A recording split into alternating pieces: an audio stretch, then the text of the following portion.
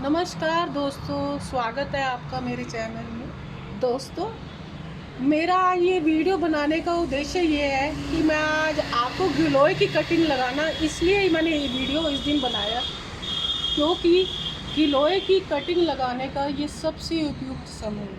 आप जानते हैं पूरे भारत में बारिश हो रही है, तो बारिश के महीने में गिलोय की कटिंग लगाई जाए। चलो पहले बात करें गिलोय प्लांट की, किस तरह से इसका रख रखाव करना चाहिए, कैसे इसकी मिट्टी बनानी चाहिए, किस तरह की इसको लोकेशन में रखना चाहिए। दोस्तों, गिलोय जो है इसको पूरी फुल सनलाइट चाहिए।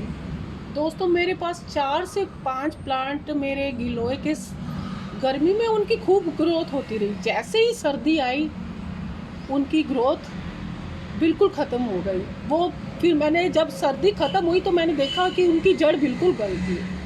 कारण क्या है कि उस हमारे जिस हिस्से में हमारे ये पौधा रखा हुआ था वहाँ पर ये पूरी धूप नहीं आती थी सर्दी में। तो सर्दी में भी आपको इसका ख्याल ये रखना है। सर्दी में एक तो इसको पानी कम देना है, और साथ में जो गमला अगर मान लो कम सनलाइट वहाँ पर बिल्कुल नहीं आती, तो आपको उसको शिफ्ट करके सनलाइट वाली जगह में रख देना है। तो ये सर्दियों में प्लांट है जो आपका वो सरवाइव कर जाएगा। मेन आप इसको इस तरह की लोकेशन में लगाएं जहाँ पर सर्दियों में भी धूप आती हो। इस लोकेशन का ध्यान रखना ज़रूरी है। गर्मियों में तो ये अच्छे से ग्रो कर जाएगा, सर्दी में मुश्किल आती है कि ये ग्रो नहीं करता। और साथ साथ आप जैसे जब भी इसकी मिट्टी बनाने लगे, उसमें इसकी जो मिट्टी है चिकनी नहीं होनी चाहिए, टाइट मिट्टी होनी चाहिए।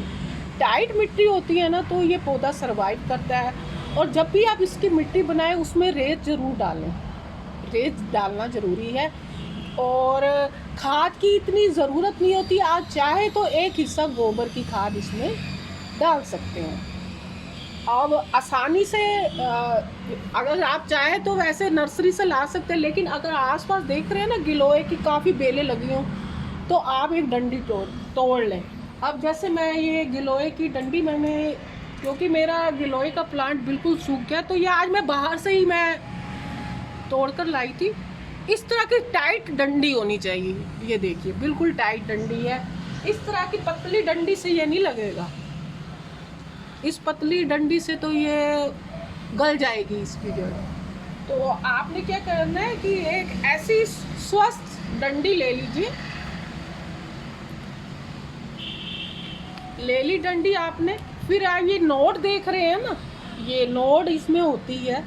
फिर वहाँ से ये आप इस तरह से कट करके इसको मिट्टी में इस तरह से आप गाड़ दीजिए। अब ये आपकी गिलोय की ये तैयार हो गई है। कोई हार्मोन पाउडर नहीं लगाना, कोई दवाई नहीं लगानी, बस ये सिंपली तरीके से। साथ भी आप ये ध्यान दें कि जहाँ पर ये हो ना वहाँ पर आसपास इतने पौधे ना हो। एक मतलब आप अकेले गमले की तरफ इस तरह से लगाएं। ऐसा इसलिए ये जिसको आप सहारा बनाते हैं उनके फूल और फल आने बंद हो जाते हैं। जैसे हमारे एक आसपास जब मैं बचपन में थी, एक गिलोय का बेल एक अमरूद के पेड़ पे चढ़ गई थी, तो उसके फल आने ही बंद हो गए थे। तो और ये भी देखें कि बिजली की तारों पे ना चढ़ी है, फिर वो आपके यूज़ की काम की नहीं रहेगी।